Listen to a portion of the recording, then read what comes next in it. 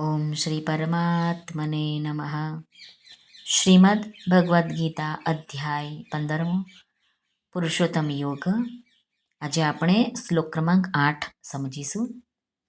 મન સહિત ઇન્દ્રિયોને પોતાની માનવાને કારણે જ આ જીવ કેવી રીતે તેમને સાથે લઈને અનેક યોનિઓમાં ભમ્યા કરે છે, ફર્યા કરે છે, આનું ભગવાન દ્રષ્ટાંત સહિત વર્ણન કરે છે. તે આપણે શ્લોકના માધ્યમથી જોઈએ, પછી ગુજરાતી ભાષાંતર પણ જોઈશું અને ટૂંકું વિવેચન સાધક સંજીવનીના માધ્યમથી જોઈશું. શ્રી ભગવાન વાચ શરીરં યદ્વાપ્નોતિ યચ્ચાપ્યુત્ક્રામતીશ્વરઃ ગૃહીત્વૈતાનિ સંયાતિ વાયુર્ગંધાનિવાશયાત. શ્રી ભગવાન અર્જુનને કહે છે, વાયુ ગંધના સ્થાનેથી ગંધને જે રીતે ગ્રહણ કરીને બીજા સ્થાને લઈ જાય છે, એ જ રીતે દેહ આદિનો સ્વામી જીવાત્મા પણ જે શરીરને છોડે છે, એ શરીરમાંથી પ્રાણો દ્વારા મન સમેત ઇન્દ્રિયોને લઈને પછી જે શરીરને પામે છે એમાં જાય છે. વાયુર્ગંધાનિવાશયાત.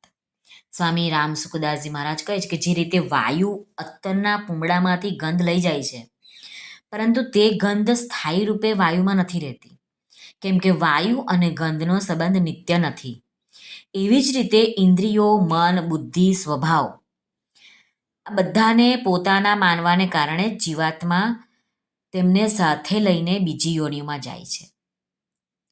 જેવી રીતે વાયુ ગંધથી નિર્લિપ્ત છે, એવી જ રીતે જીવાત્મા પણ મન, ઇન્દ્રિયો, શરીર વગેરેથી નિર્લિપ્ત છે, પરંતુ આ મન, ઇન્દ્રિયો, શરીર વગેરેમાં હું મારાપણાની માન્યતા હોવાને કારણે જ તે જીવાત્મા એમનું આકર્ષણ કરે છે.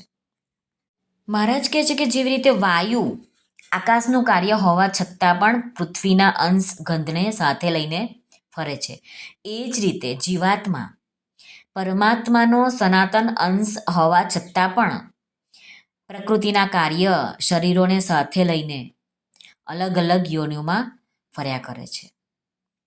આ વાયુમાં એ વિવેક નથી કે આ ગંધને ગ્રહણ ન કરે, પરંતુ જીવાત્માને તો એ વિવેક અને સામર્થ્ય ભગવાને આપેલું છે કે તે જ્યારે ઈચ્છે ત્યારે શરીર સાથેના સંબંધને દૂર કરી શકે છે. ભગવાને મનુષ્યને એ સ્વતંત્રતા આપી છે કે તે ઈચ્છે તો તેની સાથે સંબંધ જોડી શકે છે અને તોડી પણ શકે છે. પોતાની ભૂલ દૂર કરવાને માટે કેવળ પોતાની માન્યતા બદલવાની જરૂર છે. કઈ માન્યતા? તો ભગવાનના આપણે છીએ અને ભગવાન આપણા છે, બસ. બીજું કશું જ આપણું નથી, આપણી સાથે નથી આવવાનું. પરમાત્માએ આ જીવાત્માને પોતાની મળેલી જે પણ સામગ્રીઓ છે, શરીર, ઇન્દ્રિયો, મન, બુદ્ધિ, એ બધાનો સદુપયોગ કરવાની સ્વાધીનતા આપી છે. તેનો સદુપયોગ કરીને પોતાનો ઉદ્ધાર કરવાને માટે બધી વસ્તુઓ આપી છે. અને આપણે બધા જ બહુ મોટી ભૂલ કરી બેસીએ છીએ કે આપણને જે મળી છે સામગ્રી, એનો આપણે સદુપયોગ નથી કરતા અને ઉપરથી આપણે એના માલિક બની જઈએ છીએ. વાસ્તવમાં તેમનો ગુલામ આપણે બની જઈએ છીએ. જેવી રીતે નાનું બાળક પોતાની માને છે અને એને જ ચાહે છે, અને ત્યારે નાનું બાળક હોય છે ત્યારે મા વગર રહી નથી શકતો, પરંતુ તે જ્યારે બાળક મોટો થઈ જાય છે, ગૃહસ્થ બની જાય છે અને પોતાને સ્ત્રી, પુત્ર વગેરેનો સ્વામી માનવા લાગે છે, ત્યારે જ તેનું મા પાસે રહેવું તેને ગમતું નથી. આ સ્વામી બનવાનું જ પરિણામ છે. એ જ રીતે આ જીવાત્મા પણ શરીર, મન, બુદ્ધિ આ બધાનો સ્વામી બનીને પોતાના વાસ્તવિક સ્વામી પરમાત્માને ભૂલી જાય છે, એમનાથી વિમુખ થઈ જાય છે. જ્યાં સુધી આ ભૂલ કે વિમુખતા રહેશે ત્યાં સુધી જીવાત્મા દુઃખ પામતો જ રહેશે. વાયુમાં ગંધ હંમેશા નથી રહેતી, આપમેળે ચાલી જાય છે, પરંતુ જીવ જ્યાં સુધી મન, બુદ્ધિ, ઇન્દ્રિયોને છોડતો નથી ત્યાં સુધી તે છૂટતા નથી. એનું એ કારણ છે કે મન, બુદ્ધિ, ઇન્દ્રિયોને જીવ પોતે પકડી રાખે છે. ગૃહિત્વૈતાની, તેથી પોતે છોડે તો જ તે છૂટે.